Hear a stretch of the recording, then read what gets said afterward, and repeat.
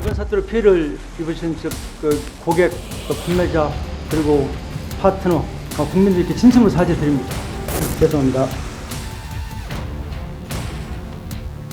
지금 현재로서는 저는 지금 대책이 없습니다. 어제 자녀 19억을 지급하려고 했지만 최종적으로는 부결된 상황이고요. 짜증나는 거는 대표는 코빼기도 안 되고 어디 있는지도 모른다고 하니까 그게 더 열받죠. 몇백만 원 지금 무작정 와봤어요. 저희 좀 알려주세요. 그래, 인증하세요.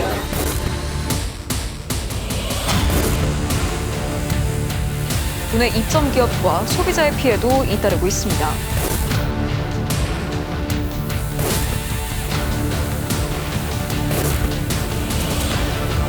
입금이 돼야 되는데 그거는 아예 입금이 아예 안 된 상태고요.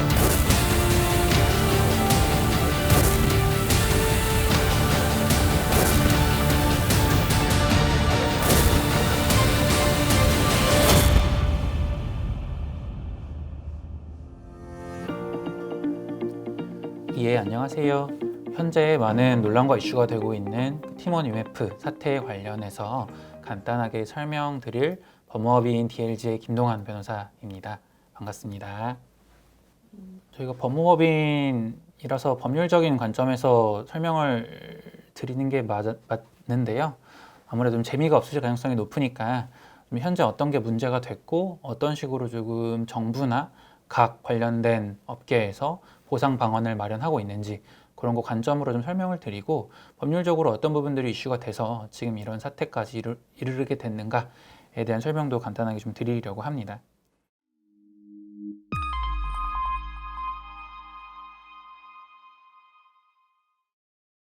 우선 이 팀F 사태에 관련해서 사실관계를 좀 요약해 봤습니다. 저희가 이제 7월 이제 20일 이때부터 이제 요 사태가 발생한 걸로 인지하고 계신 분들이 많을 텐데 사실은 7월 초부터 관련된 사실관계가 계속 이어져 왔고요. 직접적인 연관은 없지만 팀원에서 자체적으로 발행한 일종의 포인트, 법률상은 선불전자지급수단이라고 하는데 그 포인트를 10% 할인해서 판매하는 어떤 이벤트가 진행이 됐었습니다. 그러니까 본인이 이제 5만 원어치 쓸 수 있는 포인트를 발행하면서 4만 5천 원에 판매를 하는 거죠. 나아가서 이 팀원 캐시 같은 경우에는 다른 페이코 포인트 같은 타사의 포인트나 선불전자 지급 수단이랑 1:1 교환이 가능했거든요. 그러다 보니까 이용자 입장에서는 팀원 캐시를 싸게 사서 다른 포인트로 교환을 하거나 팀원에서 이 10% 할인된 형태의 포인트를 이용해서 재화를 사는 등 무조건 이익을 취할 수 있는 형태가 가능했다 보니까 이 이벤트가 팀원 입장에서는 일방적으로 손해가 발생하는 이벤트였고 그러다 보니까는 이게 혹시 단순한 고객 유인을 위한 이벤트가 아니라 현금 유동성의 문제가 발생해서 캐시를 단기간 내에 많이 판매하기 위한 이벤트가 아니었는가라는 식의 논란이 조금 있었고요. 바로 이제 이틀 뒤 7월 11일경에 다른 회사, 위메프는 팀원이랑 다른 회사지만 다 이제 언론 보도에서 알려졌듯이 큐텐이라는 싱가포르 회사의 일종의 계열 회사인데요. IMF에서 판매자에 대해서 약 400억 원 가량의 대금 정산을 지연했고요. 당시에는 이제 이게 뭔가 자체적인 어떤 자금 흐름의 문제라기보다는 여러 가지 정책이랑 내부 시스템 오류로 인한 것이다라는 식으로 이제 해명을 했었습니다. 그리고 나서 보시면은 계속해서 이제 여러 가지 입장문을 발표하고 다만 실제로 정산이 이루어지지는 않았고요. 그러다 보니까 이제 공정위, 저희가 이제 오늘 얘기할 여러 가지 주무부처들이 있는데 공정위는 이제 이커머스 기업을 담당을 하죠. 그래서 이제 큐텐코리아 본사의 조사관을 보내서 현장 조사 같은 거를 진행을 하면서 공정위가 할 수 있는 관리 감독권을 행사를 했고요. 그리고 나서 22일에 팀원도 셀러 판매자에 대해서 정산 지연을 발표하고 사실 그 사이에 이제 막 블라인드나 이런 이제 임직원이 익명을 올리는 게시판에서는 팀원이나 UMF 내부 상황이라고 많이 글들이 올라왔었죠. 그러다가 결국은 내부 수리로 인해 임시 휴업한다라고 이제 되어 있고 여기서부터가 이제 본격적으로 사태가 발생한 건데 피지사들이 이제 팀원에서 철수합니다. 이 피지사가 철수하는 개념에 대해서는 이 다음에 설명을 해드릴 텐데 결국은 이용자 입장에서는 결제도 막히고 기존에 결제한 거에 대한 환불도 막히는 그런 사태가 발생을 했고요. 같은 날 연이어서 UMF에서도 피지사들이 철수를 합니다. 그러다 보니까 이용자 입장에서는 결제, 취소 다 이제 두 홈페이지에서 안 돼서 이커머스에서 결제가 안 되는 거는 이용자 입장에서는 이 사이트가 아예 기능을 상실했네? 혹은 이 기능 상실이 일시적인 것뿐만이 아니라 향후에도 지속될 수 있겠네? 그 말은 이 홈페이지 운영하는 회사가 망할 수도 있겠네? 라는 식의 어떤 불안이 엄청나게 형성이 됐고요. 실제로 이제 유사한 형태의 사실관계들이 계속 이루어졌죠. 그래서 이제 본사 건물 폐쇄하고 현정 환불 진행하면서 여러 가지 이제 오류들도 발생을 하고 그러다가 전체가 다 환불되는 것도 아니고 그렇게 진행이 되다가 결국은 금융당국에서 이제 월요일에 여러 가지 피해 업체 관련된 금융 지원을 발표한 오후에 또 이제 티몬이랑 MF가 기업 회생을 신청했다는 어떤 비보가 뜹니다. 그 회생을 신청하게 되면요. 어떤 의미냐고 하면은 이제 법원에 회생 신청을 하게 되면은 관리인이 선임이 되고 여러 가지 이제 법원에서 보전적 처분 명령을 이제 내리는데요. 그 말인즉슨 티몬이 상행위를 더 이상 할 수 있지 못하도록 하는 상태로 만드는 걸 의미합니다. 그러다 보니까 그 말은 티몬이 지금 앞에서 발생했던 사태, 정산이 되지 않은 부분, 혹은 티몬이 이커머스 회사로서 이용자 혹은 셀러 사이에서 부담할 의무들을 일단 하지 마라고 이제 하는 절차에 이르는 상황이고요. 그러다 보니까 이제 티몬이나 MF를 통한 여러 가지 환불이나 이런 절차는 기대하기 어려워진 상황이고요. 이 회생 절차가 진행이 되면은 법원에서 이제 관리인을 선임을 하고 회계법인에게 실제로 회생은 이제 기업이 되살아나는 절차니까요. 이 기업이 되살아날 수 있는지에 대한 어떤 재무적인 상황들을 확인하도록 하고요. 사실 지금 언론에 알려진 바처럼 뭔가 자기 자산이 거의 없다, 자본 잠식 상태가 심하다라고 하면은 바로 파산으로 갑니다. 파산으로 결정이 나면은 이제 관제인이 선임이 돼서 파산 절차가 진행이 되죠. 이 전 절차 동안 지금 티몬이나 MF에게 법적으로 어떤 걸 요구할 수 있는 채권자들은 실제로 돈을 받을 수가 없는, 본인의 채권에 따른 변제를 받을 수 없는 상황이 발생을 하고요. 결국은 지금 현 상황에서는 티몬이나 MF에게 특정 책임을 묻거나 적극적인 대응을 기대하기는 어려운 상황입니다. 그러다 보니까 이제 바로 다음 날, 이제 오늘이죠. 오늘 또 관계부처 합동. 이전에는 금융당국만 이야기를 했는데 관계부처, 여러 부처들이 합동해서 판매자뿐만이 아니라 소비자도 어떻게 지원할지에 대한 방안을 발표한 게 지금 오늘까지의 어떤 TMF 사태 관련된 사실관계 요약입니다. 네, 그래서 이게 언론에서는 이제 머지포인트 사태를 떠올린다고 많이 이야기를 하는데요.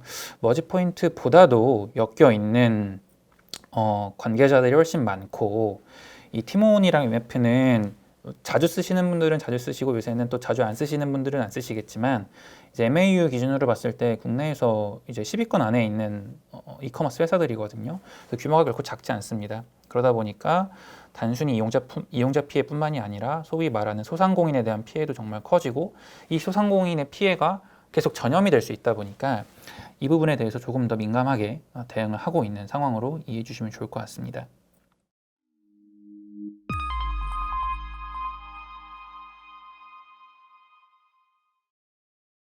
이게 이 구조를 이해하기 위해서 일단 요 오픈 마켓이 어떤 식으로 거래 구조가 형성되고 있는지를 조금 알아두시면 좋은데요. 이게 이제 25일에 금융당국에서 브리핑하면서 제시했던 자료인데요. 보면 오픈 마켓, 판매자, 카드사, 소비자, 보통 이렇게 큰 네 가지의 카테고리가 있습니다. 오픈 마켓은 이제 말 그대로 본인이 직접 물건을 파는 소위 말하는 통신 판매업자가 아니다 보니까 본인이 판매자의 지위를 이제 가지는 게 아니라 판매자와 구매자, 이용자 사이를 연결시켜주는, 중개하는, 통신 판매를 중개하는 역할을 이제 수행을 하는데요. 저희는 그냥 쉽게 말해서 그냥 티몬에 들어가서 상품을 클릭하고 결제를 하고 결제 버튼을 누르고 신용카드로 결제를 하게 되면은, 결제 정보를 입력하게 되면은 뭐가 뚜뚜뚜 진행되다가 결제 완료됐습니다.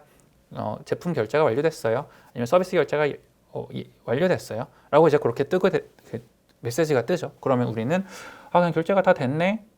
우리한테 이제 결제에 따른 그 대가, 서비스나 재화가 지급될 거다라고 그냥 기대하고, 뭐 이제 물건이면은 택배로 날아오는 부분들을 트래킹하는 거고, 그게 아니면은 뭐 지금 문제가 많이 되고 있는 여행 상품 같은 경우에는 여행사 이제 안내가 오죠.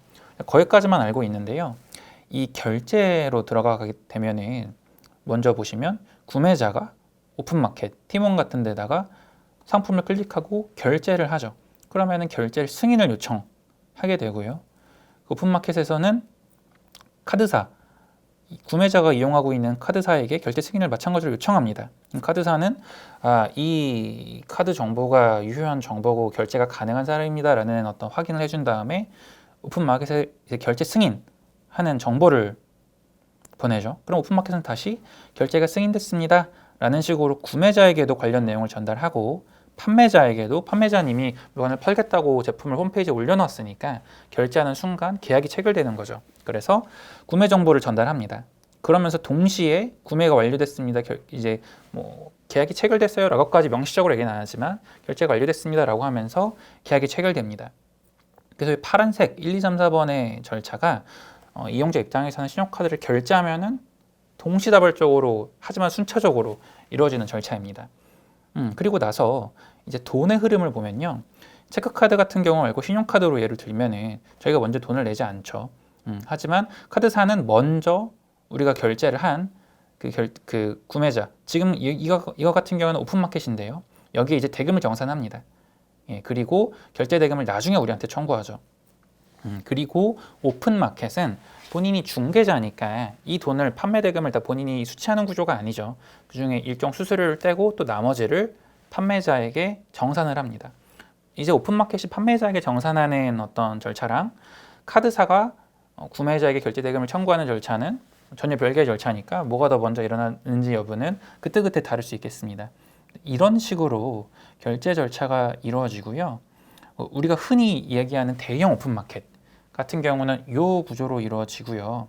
돈이 카드사를 통해서 오픈마켓을 통해서 판매자로 넘어가죠. 네, 그리고 근데 이제 돈을 오픈마켓이 다 가지고 있으니까 사실 자기 돈이 아니잖아요.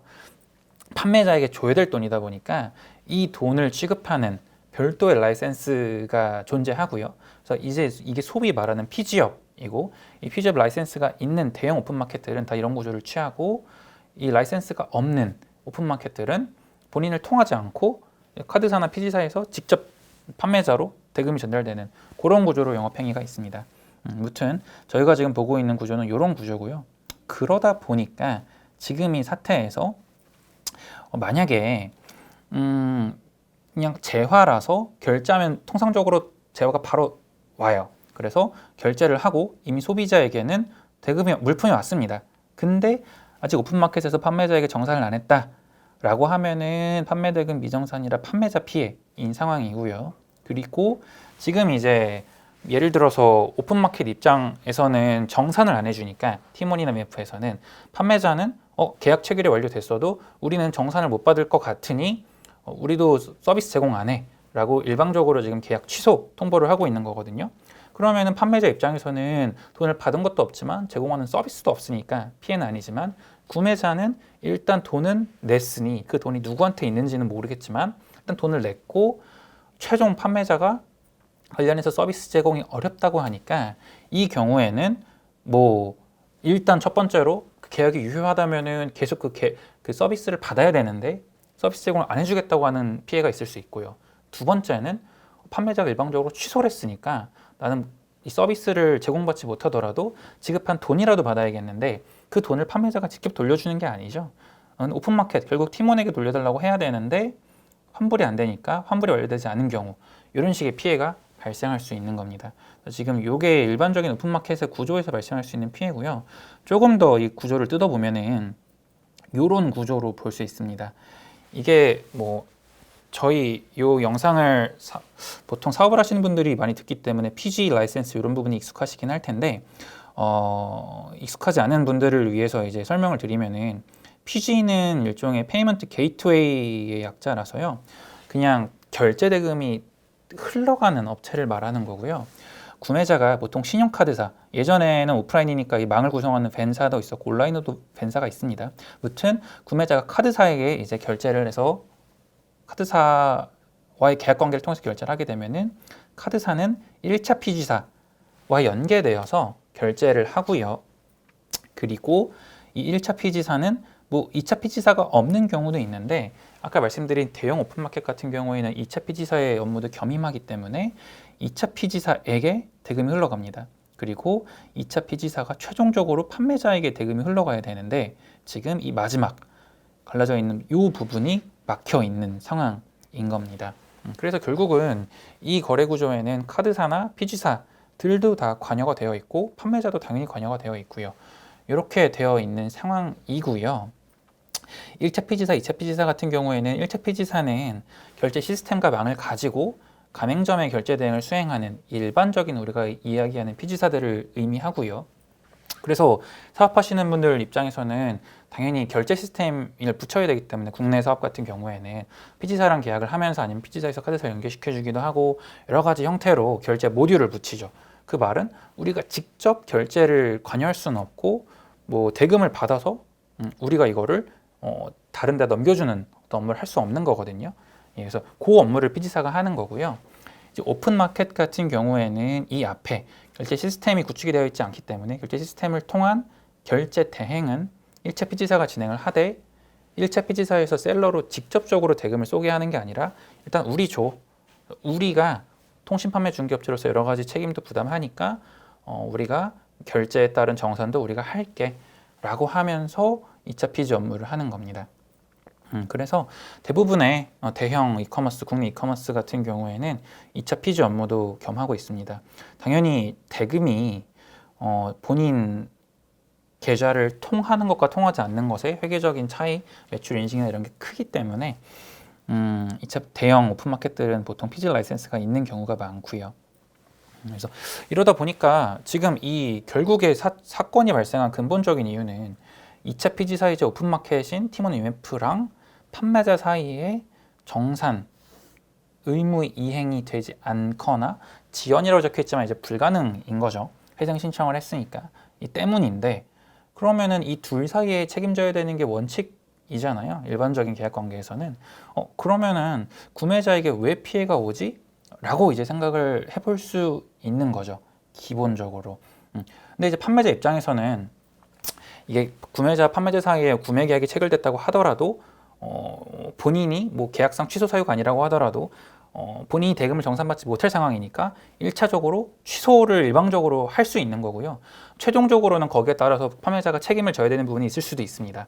근데 구매자 입장에서는 판매자에게 법적 대응을 취한다는 게 일반적인 구매자는 상당히 어려운 부분이다 보니까 보통 팀원을 이제 믿고 사는 거잖아요. 물론 통신판매 중개업자다 보니까 여러 가지 보장하지 않는 부분들은 그 플랫폼에서 명시가 되어 있지만 기본적으로 이런 결제 정산 관련해서는 팀원을 믿고 사는 건데 팀원에서 문제가 발생했으니까 팀원에게 뭔가 법적인 책임뿐만이 아니라 도의적인 책임을 져야 되지 않겠냐라는 구매자 입장에서는 그런 이제 이야기를 하는 거고요. 물론 약관을 뜯어보면은 기본적으로 판매자랑 구매자가 직접적으로 환불 절차를 진행하는 게 아니라 2차 피지업을 겸하는 오픈마켓에서 직접 환불 처리를 하도록 되어 있어서 구매자는 예를 들어 팀원에서 산 물건에 대한 환불 접수를 하려면 판매자 직접이 아닌 팀원을 통해서 하도록 실제로 계약 관계도 되어 있습니다.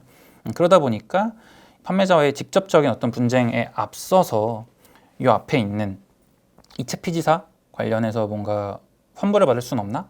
혹은 2차 피지사가 어려워? 그러면 1차 피지사 혹은 카드사에게 환불을 받을 수 없나? 에 대한 신청들을 하고 하는 것이고 카드사랑 1차 피지사가 법적 의무를 떠나서 이게 사회적인 문제가 되니까 금융당국에서 이러이런 식으로 하세요라고 조치가 나와서 환불을 접수를 받는 것도 있고 어떻게 할지 고민하는 부분도 있고 이런 상황으로 이해해 주시면 좋을 것 같습니다. 예. 실제로 피지사들 입장을 보면요, 피지사는 지금 아까 이 표에서 24일부터 철수했다는 표현을 사용하지 않았으니까 철수했다는 게 결국은 결제가 안 되는 부분은 뭐 사실 그냥 서비스를 이용하지 못하게 하는 거니까 거기까지는 엄청난 피해가 발생하지 않는다고 볼 수 있는데 취소도 막아놓는 부분에 대해서 이제 문제가 될 수는 있습니다. 하지만 피지사 입장에서는 취소 처리를 다 일일이 해버리게 되면은 최종적인 책임을 본인이 부담해야 할 가능성이 높다 보니까 일단 취소를 막아놓은 건데요. 근데 이제 이 취소를 막아놓는다는 개념이 뭐 예를 들어 팀원에 대한 취소를 아예 다 차단해 라는 취지는 아니고 피지사 입장에서는 기본적으로 이런 오픈마켓이나 이커머스 플랫폼들의 계정에 대해서 취소 한도를 정해 놓습니다. 여러 가지 금융적인 어떤 리스크를 해칭하기 위해서 취소 한도를 정해놓는데, 물론 이제 이 티몬 같은 큰 이커머스 업체들은 한도를 정해놓지 않죠. 이 한도라고 하면 이용자 1인당이 아니라 이 티몬이라는 이커머스 플랫폼에서 총괄적으로 발생하는 어떤 취소 한도인데요. 그걸 정해놓지 않고 있다가 문제가 많이 되니까 한도를 설정해 버린 거예요. 그래서 처음에는 환불이 되다가 일정 한도액을 도달하면은 환불이 되지 않았던 거죠. 지금도 마찬가지인데요. 그래서 피지사 입장에서는 당연히 티몬이랑 계약상 이런 내용들이 들어가 있을 거고 거기에 따라 조치를 했다고 말할 수 있을 텐데, 이게 또 신용카드사와의 관계를 고려하면은 이용자가 신용카드사에게 결제 취소를 하면은 신용카드사는 뭐 결제 취소를 받아줄 거면 계약관계인 피지사에게도 결제 취소를 알려줘야 되는데 그 결제 취소를 하도록 해야 되고요. 근데 이 결제 대행업자, 여기서는 피지사인데, 피지사는 신용카드 회원 등이 거래 취소 또는 환불 등을 요구하는 경우에 이에 따를 의무를 존재하는 그런 의무가 있어서, 이게 법상 보면은 카드사에서 피지사에게 이 결제 취소해 주세요라고 하면 무조건 이행을 해야 되는 그런 의무 규정들이 존재해서 이렇게 한도 설정하는 게 문제가 있는지 없는지, 물론 금감원은 이 부분을 문제로 지적하면서 환불 조치해라, 계약 제출해라 라고 하고 있는 거고요. 또 신용카드사랑 피지사의 계약 자체가 일반적으로 신용카드사에게 더 우월하게 이제 우월적 계약적 지위를 유지하도록 되어 있어서, 보면은 신용카드사와의 관계에 있어서 1차 가맹점, 즉 1차 피지사들이 2차 가맹점에서 발생하는 문제에 대한 책임을 모두 부담하도록 되어 있는 구조가 많다 보니까 신용카드사는 비교적 지금 정부의 요구 혹은 이용자와의 관계를 고려했을 때 신용카드 취소해드릴게요 라고 할 수 있는 상황이고요. 왜냐하면 거기에 따른 계약상 책임 혹은 미리 돈을 지급하고 거기에 따른 부상권을 청구하거나 관련된 채권적 권리를 1차 피지사들은 아직까지는 재무적 상황이 건전하죠. 그러니까 비교적 여유롭게 최종적인 법적 책임을 본인이 지지 아니하니까 이런 식으로 처리할 수 있는 거고, 피지사들은 이제 여기에 따른 최종적인 책임은 2차 피지사에게 있지만 지금 이미 또 티몬이랑 UMF가 회생 신청까지 한 상황이다 보니까 이게 더 이상 최종적인 책임을 물을 주체가 존재하지 않거든요. 그래서 본인이 대부분의 어떤 금전적인 책임을 안아야 되는 상황이다 보니까 좀 상황이 다른 상황입니다. 그래서 이런 지금 상황이 발생하고 있고요. 그리고 또 이제 셀러 입장에서는 이게 그 정산, 오픈마켓에서 셀러에게 정산되는 그 일자 관련해서는 법상 따로 정해진 게 없거든요. 그래서 이커머스 업체들마다 정산 시기가 조금 다릅니다. 지금 문제가 많이 된 이제 티몬이나 웹프 같은 경우에는 통상 이제 35일에서 70일 사이의 정산이 일이다, 비교적 길다라고 알려져 있기는 하고요. 근데 이제 오픈마켓에 물건을 입점하는 입점 업체들이 하나의 플랫폼에만 올리는 게 아니라 여러 가지 플랫폼에 보통 올리잖아요. 그래서 이제 그 정산 기일에 따라서 본인도 자금을 수단해야 되는데, 이게 한 달 이내에 정산이 되지 않는 플랫폼 같은 경우에는 미리 돈을 끌어와야 되다 보니까 여기에 대해서 미리 성정산, 이제 마치 본인이 일반 개인이 신용대출을 받듯이 그런 식의 이제 대출을 하는 상품들이 또 몇몇 은행들에서는 존재합니다. 이게 또 디테일하게 들어가면 신용정보법상 신용정보에 해당하냐 안 하냐, 이것도 하나의 신용 데이터로 봐야 되지 않냐에 대한 입법 혹은 금융 혁신 샌드박스들이 논의되고 있는데, 이건 자치하고 무튼 실제로 이런 선정산 대출 구조가 이루어지고 있었는데 은행들에선 당연히 허용을 안 해주겠죠. 갑자기 티몬이나 웹프를 통한 이런 사태가 발생을 했는데 상환 가능성이 떨어진다 라고 판단을 하고 신용 자체가 떨어진 거죠. 입점 업체들도 대출을 차단하다 보니까 이제 입점 업체들이 줄도산을 우려에 지금 처한 상황인 거죠.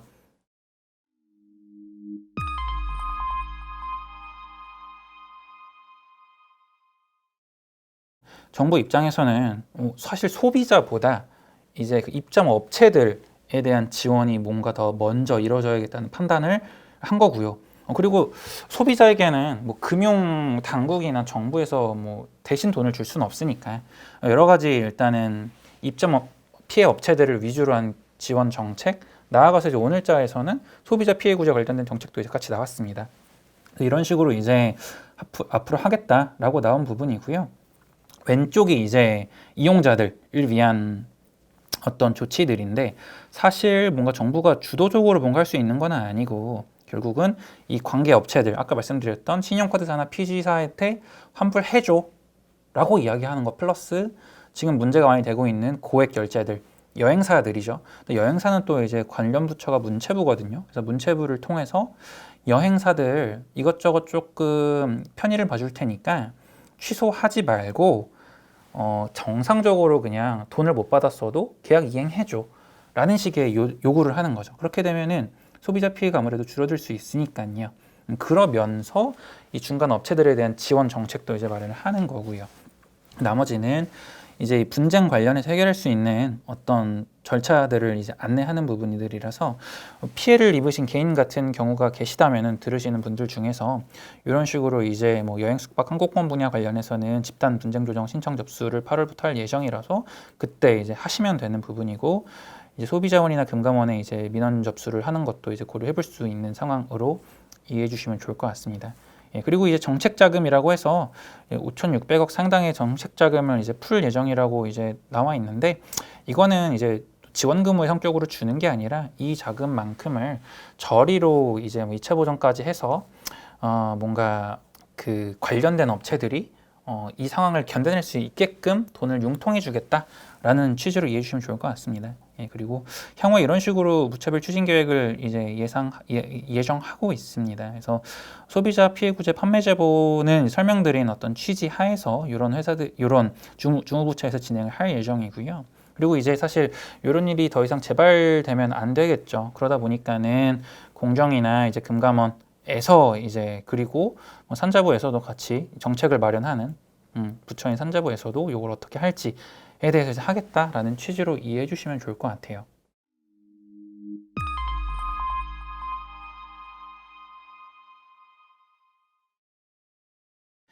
법적인 얘기로 좀 간단하게 설명을 드리면은 이제 이 부분이 법적으로 지금 어떤 식으로 풀어야 되냐, 지금 법적으로 뭐가 문제냐를 이제 설명을 드릴 예정인데 TMF는 기본적으로 전자상거래법상 통신판매 중개업자입니다.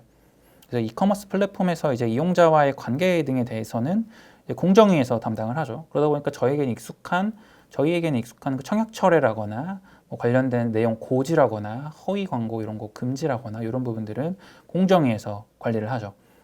그리고 이제 그 피지, 그 결제 대금을 정산, 본인이 대금을 취급한다라는 회사 같은 경우에는 또 전자금융거래법상 피지업자에 해당을 합니다. 이 부분은 이제 금융위원회가 담당을 하고요. 그래서 사실 TMF 같은 경우에는 공정위랑 금융위 둘 다 중후부처로서 감독기관으로서 이제 관리 감독을 받는 회사였다라고 이해해 주시면 좋을 것 같고요.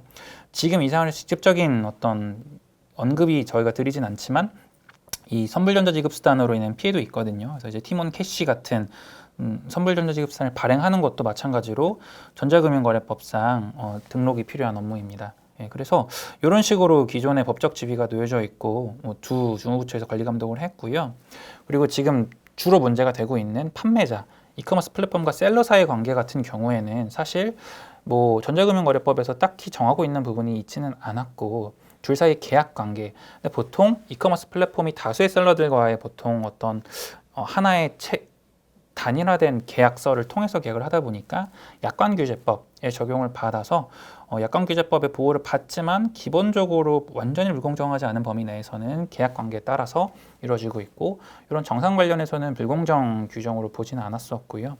그러다 보니까 이게 이 계약관계랑 약관규제법 같은 경우에는 사후적으로 약관을 이렇게 고쳐라, 계약상 문제가 되면 이렇게 책임을 져라 라고 이제 정하고 있는 부분이 있지만 예를 들어 지금처럼 이커머스 플랫폼이 나 돈 못 줘, 배째 라고 했을 때 피해를 보전받을 수 있거나 이제 할 수 있는 수단이 현저히 줄어드는 어떤 문제가 발생을 하는 거죠.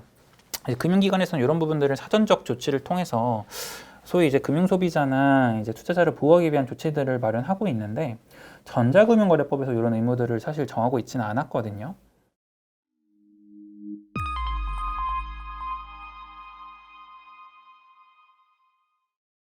보시면은 이게 뭐 전자금융거래법상 이 피지업 자체가 전자적인 방법으로 재화의 구입 또는 용역을 이용해 있어서 지급 결제 정보를 송신하거나 수신하는 것 또는 뭐 그 대가의 정산을 대행하거나 매개하는 것 이렇게 되어 있어서 이게 뭔가 뭐 소비자와의 관계가 아니라 그냥 이제 재화를 온라인상에서 전자 방법으로 사고 파는데 돈이 흘러가는 고 라이센스이다 보니까 이게 다른 어떤 금융당국이 관련한 라이센스랑 좀 차이가 있었습니다. 그래서 세부 기준은 규정에서 정하고 있는데 뭐 여러 가지 요건들이 있고 지금 문제가 많이 되는 거는 재무 건전성 요건이 팀원 사태에서 문제가 많이 되지만 사실 규정을 뜯어보면은 대부분 인적, 물적, 보안 등에 대해서 중점적으로 규제가 되어 있습니다. 당연히 온라인상에서 거래가 이루어지니까 해킹 시도가 있다거나 보안이 약하면은 그 데이터 자체의 이제 진본성이나 무결성을 이제 보장할 수 없다 보니까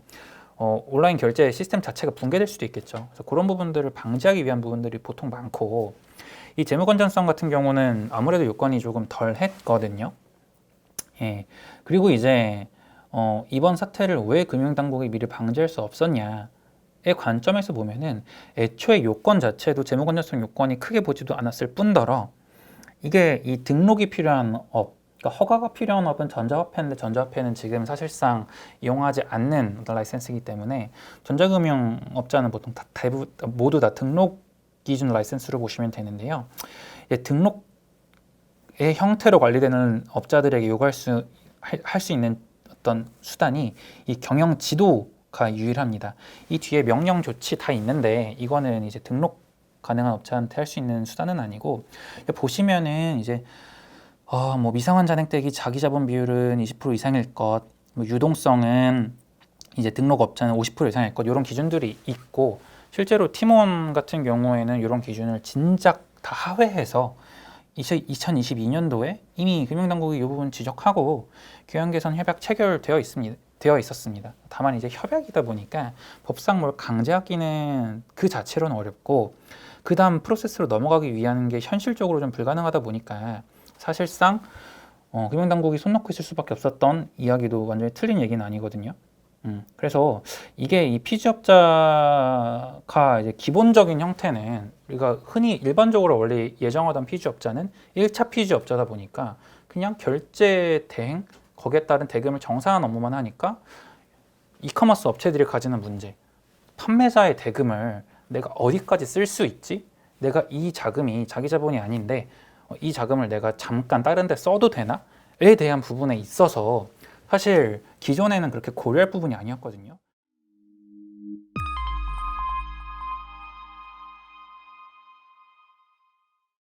이커머스가 커지면서 이 부분을 어떻게 규제해야 되냐가 이번 사태에서 조금 더 적나라하게 이슈가 됐다고 보시면 될 것 같고요. 그 유사하게 저희가 머지 포인트 사태를 이제 주로 이야기를 하는데 머지 포인트는 사실 그 기존 제도권 내에서 들어와 있던 사업자는 아니거든요.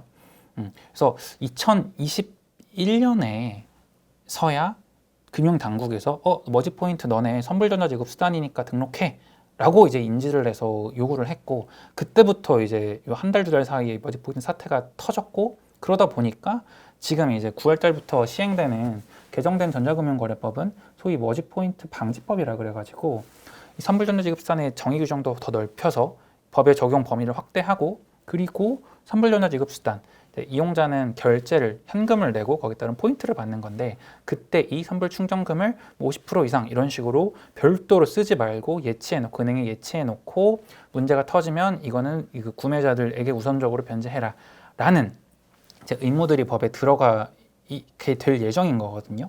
그래서 이런 식으로 선불전자지급수단 관련해서는 일부 규제를 마련했지만 지금 이 사태는 이미 제도권에 다 들어와서 적법하게 사업을 하고 있는 피지업자들에 대해서 발생한 문제란 말이에요. 그러다 보니까 이게 뭔가 이 머지 포인트가 기존에 뭔가 위법한 행위를 했다라는 식으로 뭔가 지적이 가능했지만 지금 이 상황에서는 이 티몬이나 MF가 뭔가 지금 우리나라 제도권 하에서 100% 위법한 어떤 비즈니스나 혹은 결제에 대한 관련된 업무를 하지 양태를 보이는 게 아니라면 규제가 뭔가 소홀한 게 아닌가, 규제 허점이 있는 게 아닌가라는 지적들이 드러나고 있는 거고요. 물론 이제 규제를 강화하는 게 꼭 만사 해결책은 아니라서 이 부분을 어떻게 할지에 대해서 이제 논의가 되는 부분들은 있고 앞으로도 이 부분에 대한 논의가 조금 더 본격적으로 이루어질 예정입니다. 가장 이제 뭐 예를 들어서 쉽게 생각할 수 있는 게 정산 결제 일에 대한 규제를 마련하는 거고요. 왜냐하면 1차 피지업자들 같은 경우에는 정산일이 그렇게 길지 않거든요. 그래서 요 관련된 규제를 뭐 금융위가 관리하는 규제에 뭐 전자금융 감독 규정에 넣거나 하는 게 가장 쉽게 생각할 수 있는 제도적 개선책일 수 있고요. 다만 이제 2차 피지업자들 같은 경우에도 판매하는 물건의 특성상 정산을 빨리 할 수 없는 경우도 존재할 수 있단 말이에요. 그러다 보니까 이게 일어나 할 수 있는가에 대한 어떤 논의도 지금 시작을 해야 될 부분일 것 같고요. 이커머스 업체들이 자기 자본이 아닌 자금을 이용하는 행위가 문제가 된 거는 머지 포인트나 지금이나 동일한 부분인데, 그렇다고 해서 이 통신 판매 중개 혹은 판매 업체들과 피지업 라이센스의 겸용을 뭐 금지하도록 하는 거는 기존의 법 체계는 맞지 않거든요. 그러다 보니까 어느 상의 균형을 찾아갈지에 대한 어떤 논의가 필요한 상황으로 이해해 주시면 좋을 것 같습니다. 물론 이제 지금 이 상황에서 이 팀원이나 UMF 임원진에 대한 뭐 사기, 업무상 횡령, 업무상 횡령은 이제 정상결제 사용할 대금인데 이거를 다른 데 썼다, 이 부분을 횡령으로 의율할 수 있냐 인데, 말씀드렸듯이 이게 이 사업구조상 요 일부 자금의 융통을 위해서 이렇게 다른 곳에 쓰고 정상결제일 전에 들어올 돈이 100% 존재했다면은 또 횡령으로 보기 애매한 부분이 있거든요. 그러다 보니까 기존의 형사책임, 형사상 어떤 범죄로 이제 형사책임을 100% 물 수 있는지도 우한 부분들이 있어서 관련된 어떤 제도적 개선은 필연적으로 좀 발생할 것 같고요. 이제 어떤 식으로 좀 기존의 피지 업자들 혹은 이커머스 업자들과에게 조금 더 피해가 없도록 조화롭게 규제가 개선될 수 있을지가 관건인 상황일 것 같습니다. 물론 지금 제도적 개선을 지금 피해 관련된 부분들이 전혀 해소된 게 없기 때문에 제도적 개선을 이야기하는 게 너무 시기상조기는 하지만 이제 뭐 저희 법무법인이니까 당연히 요 피해자나 입점 업체들에 대한 뭐 업무도 진행을 하지만 이런 정부 부처와의 이런 입법 관련된 부분들 혹은 여기에 따른 기존 업체들과의 어떤 영향 개선안에 대한 영향 이런 부분들도 업무를 진행하기 때문에 이런 부분들 알아두시면 좋을 것 같아서 말씀을 드립니다. 예, 하다 보니까 이제 너무 길어졌는데요. 제가 드릴 말씀은 이제 이게 전부이고요. 그래서 지금 아까 오늘자로 정부가 보도 자료를 냈고 거기에 따라서 이제 뭐 입점 업체 피해자분들도 이제 저리로 대출을 지금 많이 진행을 하려고 하고 있고, 피치사들 같은 경우에는 지금 다 결제 취소가 확정된 건 아니지만 어느 정도 피치사들에 대한 지원 행위를 통해서 사실상 취소가 될 가능성이 높은 상황이다 보니까 이건 계속 주시하시면 좋을 것 같고요. 이용자분들은 뭐 당장 이제 뭐 법무법인을 찾는 것보다도 정부에서 마련한 어떤 집단 분쟁 조정 창구나 이런 걸 이용하시는 게 뭐 조금 더 좋으실 수는 있을 것 같습니다. 물론 판매자와의 직접적인 분쟁은 이제 뭐 직접 하시기는 어려운 경우에는 법무법인을 통해야겠지만, 그렇지 않은 사안들 같은 경우에는 정부가 어떤 식으로 정책을 마련하고 있는지 긴밀하게 살펴보시고 거기에 참여하실 필요가 있을 것 같습니다. 감사합니다.